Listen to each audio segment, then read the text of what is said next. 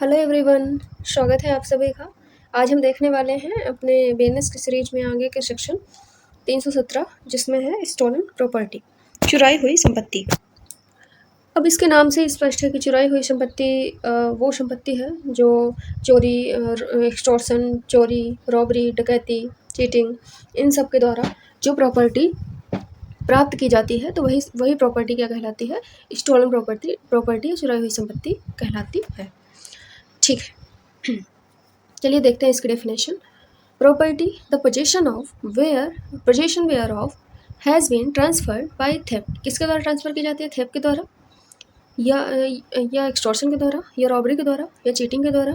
And property which has been criminally misappropriate, criminally रूप से, आपराधिक रूप से दुर्विनियोग की जाए, or in respect of which criminal breach of trust द्वारा has been committed in criminal breach of trust की जाए, या तो मिसअप्रोप्रिएट की जाए या तो क्रिमिनल ब्रीच ऑफ ट्रस्ट के द्वारा हड़पी जाए, इज डिजिग्नेटेड एज, इसको हम क्या बोलेंगे? स्टोलन प्रॉपर्टी बोलेंगे।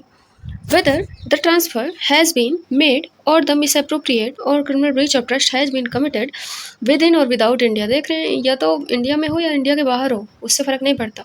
But if such property subsequently comes into possession of person legally entitled to the possession thereof in then cases to be stolen property। Stolen property की definition है या तो India चाहे वो स्टोलन प्रॉपर्टी, चाहे वो अपराध अपने संपत्ति को दुर्विनियोग, इन सब अपराधों का प्रयोग करते हुए, चाहे चोरी हो गई, रॉबरी हो गई, चीटिंग हो गया, इन सब के द्वारा प्रॉपर्टी को आप प्राप्त करते हैं। आप लोगों को पता होगा कि ये सब जो अपराध है तो इनमें प्रॉपर्टी प्राप्त की जाती है दूसरे से, जो कि आपकी नहीं है, आपने दूसरे के पोजेशन से ली है, उनसे हड़पी है, थ्रेटन करके, उनको डरा धमका करके।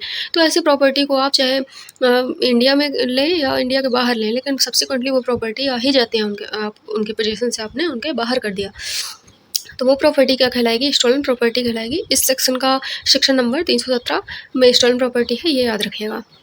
फिर देखिए कि सब सेक्शन 2 में है कि हुईवर डिसऑनेस्टली रिसीव करे या रिटेन करे एनी स्टोलन प्रॉपर्टी, उसको पता है, नोइंग और having reason to believe the same to be stolen property, उसको पता है, मतलब या तो वो जानता है या उसको रीज़न टू बिलीव है। Shall be punished with imprisonment इधर डिस्क्रिप्शन, जो कि हो सकता है कि एक्सटेंड हो सकता है 3 साल, और फाइन और बोथ।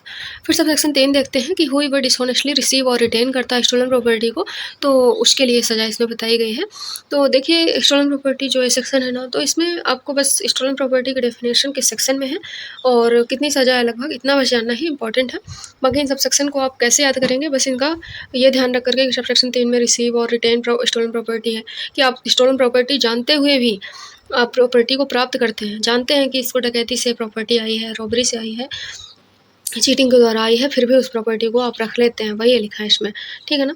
तो देखिए कि belong or to have belonged to a gang of dacoits property which he knows or has reason to believe to have been stolen. आपको पता है कि वो प्रॉपर्टी, आपको जानकारी है, और दूसरा है तो आपको रीज़न टू बिलीव है।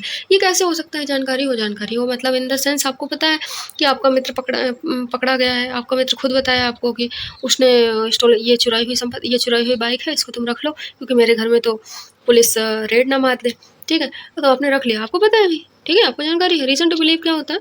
रीज़न टू बिलीव ये है कि अखबार में फ़ोटो छपी कि अभी हमारे यहाँ से कार चोरी हो गई है, और सेम कार आपके किसी मित्र ने आपको दी है, आपके घर में वो खड़ी हुई है, सेम कार है वो, तो आपको ये रीज़न टू बिलीव हो गया, ठीक है ना।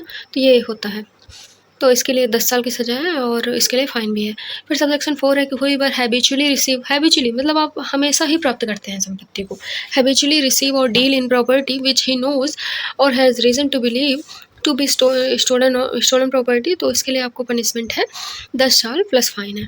फिर अगर वॉलंटरी आप असिस्ट करते हैं या कंसील करते हैं, डिस्पोजेस करते हैं प्रॉपर्टी को, और making away with property which he knows और रीज़न टू बिलीव स्टोलन, कि वो स्टोलन प्रॉपर्टी है, तो आपको पनिशमेंट 3 साल और फाइन और बोथ मिलेगी, ठीक है। तो ये छोटा सा ही सेक्शन था हमारा 317, जो कि बस इतना ही है, सब सेक्शन 5 तक ही है।